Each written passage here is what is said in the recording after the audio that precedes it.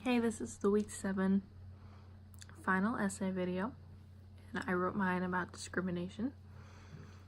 And my argument is that the reason it's still going on is because people are being ignorant to the fact that it's still around. So my argument is that the ignorance towards it, with like white privilege and such, are the reasons that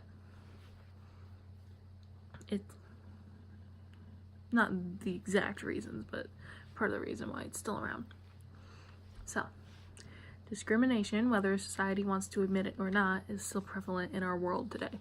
Social media has helped us become more openly aware of what's happening, but that hasn't changed people's actions. It's not a new concept that people have differences in race, gender, age, wealth, power, and status. There are an infinite amount of things that society can divide itself on, and then it points its fingers at other people, like other groups, to make it feel superior compared to those others.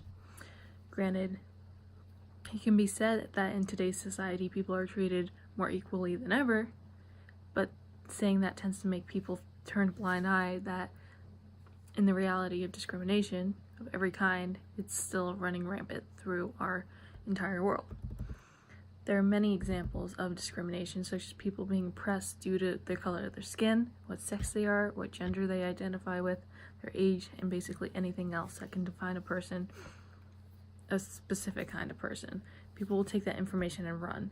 We see a good amount of discrimination in the United States, like the rate at which people of color are incarcerated at, which is significantly higher than the white population.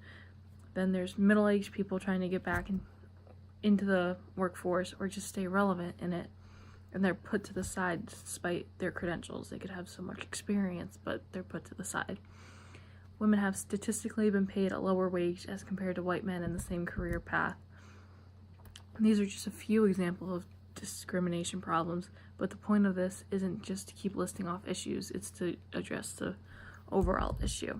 There are people in society who believe that this country is doing perfectly fine in terms of equal treatment despite social stratification. In no possible way is that true. Yes, we have come a bit of a way to get to where we are now, whereas white men aren't seen as the only important beings on the planet, but that doesn't mean that we're done progressing to get even better. The argument is that we need to acknowledge that the fact that our society is not okay, and that each individual within our society, both in the US itself and the world, they all need to try and continue to increase their role in being a productive member of society and bringing discrimination to an end. Easier said than done, I know, but that doesn't mean it can't happen. Look at how far we've come already. Society would have never been able to fathom what society today has accomplished. The thing is, we have so much more to do, but as a collective unit, we are becoming lazy. Lazy as in being content with our subpar equality. Maybe to white women married to their military man, getting money from the government to pay for their giant house, 2 brand new cars, and their 3 children, life might seem fine. But the argument is usually saying along the lines, well, if they got off welfare and actually got into the work field, maybe they'd get somewhere.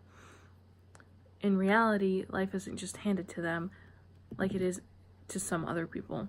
Life cannot control people cannot control what kind of hand they were dealt, and being ignorant to that is dismissing their struggles on them, and not trying is a bigger part of the problem. The best way I can explain this on a smaller scale is like the Black Lives Matter movement. The point of it being named about Black lives is that statistically blacks are being killed at an extraordinary rate, significantly higher than any other race.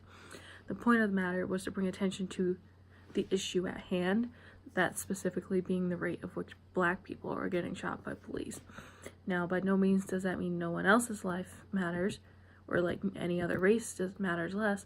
It's not called only Black Lives Matter. It's more so that the squeaky wheel gets the oil. It's to bring attention to the things that are not okay right now with police interactions with people of color. There are they are obviously more aggressive towards those people. Police killed 1,147 people in 2017. Black people were 25% of those killed, despite being only 13% of the population. 2/3 of those were classified as unarmed and nonviolent as well, furthering the point of unnecessary aggression towards people of color. Those saying all lives matter are ignoring the fact that there are people who have it worse than them. They are being ignorant to their fellow human struggles, and just as some of the population is doing to the other cases that we stated earlier. Overall, the point is that discrimination is still an avid part of most people's lives, whether they are the oppressor or the oppressed. The fact that people are choosing to remain ignorant is just as bad as the discriminatory actions themselves. We are not at a peak level of equality yet, and accepting the level we are at now is not a livable option for many people. Those who think otherwise are part of the problem. Society can only get better if it accepts the flaws it has and tries to improve itself. The most important part is that each individual recognizes their own role within this societal issue, and that they reflect on how they can improve upon themselves to reduce the amount of discrimination and just try to better themselves for their fellow humans, because they face such hardships on a daily basis. So that's the end. And I don't know if I can turn this around. But